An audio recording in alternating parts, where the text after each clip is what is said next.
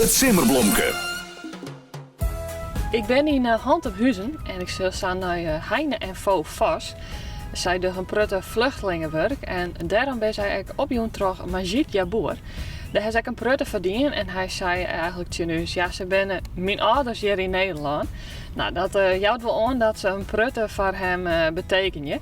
En hij wil ze graag bedanken met een mooi simmerblomke. Dus vandaar dat ik hier ben met een mooi boeketje van Hildedas Bloemenboutique uit de Westerheen. Dus ik zal even zien als ze thuis binnen. Goedemorgen. Verrassing. Dat is een valse deur. Ja. Oh, oké, een valse deur, ja. Ik heb een verrassing. Nou, fijn. Serieus? Ik zie het. Ja, geweldig. Ja. Ja. En waar heb ik die verrassing aan te danken? Nou, het is van jou en jouw vrouw, Ja, van je samen, want je hebt heel veel van vluchtelingen internaat. Klopt dat? ja, dat klopt.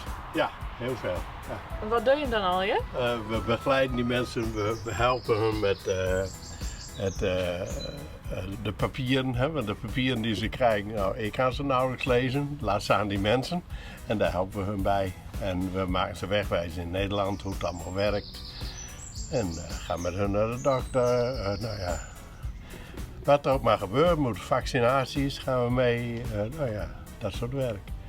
Maar het is niet werk waar we op voor staan hoor, we doen het graag. Dus toen je gepensioneerd raakte, dacht je van nou, wat zullen we nou verder eens doen? Hè? Helemaal niks is ook niks. Hè? Dus wij zijn begonnen met dat vrijwilligerswerk. Ja. En wat is dan voor je de reden om daarmee te beginnen? Juist dat vluchtelingenwerk? Dat sprak ons het meeste aan. Ja. We hebben medelijden met die mensen. Hè? Hun land moeten ze verlaten. We horen langzamerhand de verhalen hoe het werkelijk gaat. Hè? Daar beginnen ze niet mee te vertellen, maar langzamerhand hoor je ze wat. Nou ja, dan slaat je, ja, dat vind je verschrikkelijk. En dan ben je nou ja, blij dat je ze even helpen kan. Ja. Ja, nou, er is iemand en die had je hem opjoen, maar die zei, zij zijn eigenlijk mijn ouders in Nederland. Oké. Heb je enig idee waar dat wijze kent? Nou, dat is Majid.